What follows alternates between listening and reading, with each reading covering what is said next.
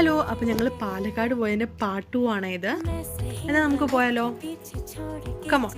അപ്പോൾ ഫുഡെല്ലാം കഴിഞ്ഞ് ഞങ്ങൾ തീരുമാനിച്ചത് അഗ്രഹാരങ്ങൾ വിസിറ്റ് ചെയ്യാനായിരുന്നു.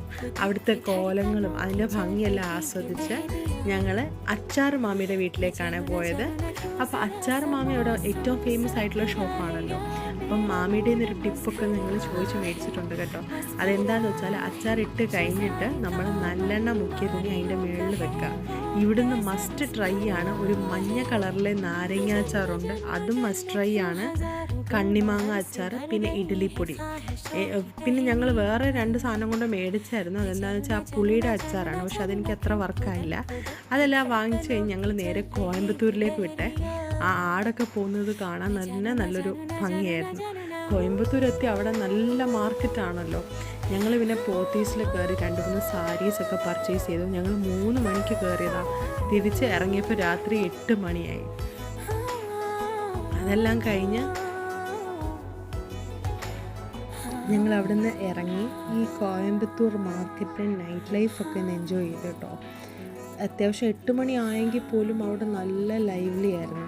ആൾക്കാരെല്ലാം സ്ട്രീറ്റിലുണ്ട്, അങ്ങനെ വൈബായിരുന്നു. പിന്നെ അവിടെ കുറേ ഉത്സവങ്ങളും അമ്പലങ്ങളൊക്കെ കണ്ടു.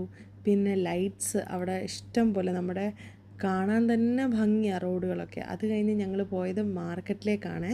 അവിടെ ചീപ്പായിട്ട് നമുക്ക് പലചരക്ക് സാധനങ്ങളും പച്ചക്കറിയൊക്കെ കിട്ടുമല്ലോ. അങ്ങനെ ഞങ്ങൾ അങ്ങോട്ടേക്ക് പോയേ. അവിടുത്തെ സ്പെഷ്യാലിറ്റി എന്ന് പറഞ്ഞാൽ ഏറ്റവും കുറച്ച് എമൗണ്ട് സാധനങ്ങളേ ഉള്ളൂ, എന്നാൽ ലാഭത്തിൽ കിട്ടുകയും ചെയ്യും. എല്ലാം കുഞ്ഞു കുഞ്ഞു പാക്കറ്റ്സിലാണ് വെച്ചേക്കുന്നത്.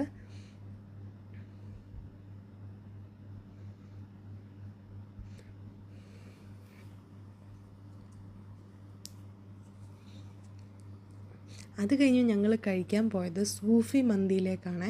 ഞങ്ങൾ ചെന്നപ്പോൾ തന്നെ കുറച്ച് അധികം ലേറ്റായി.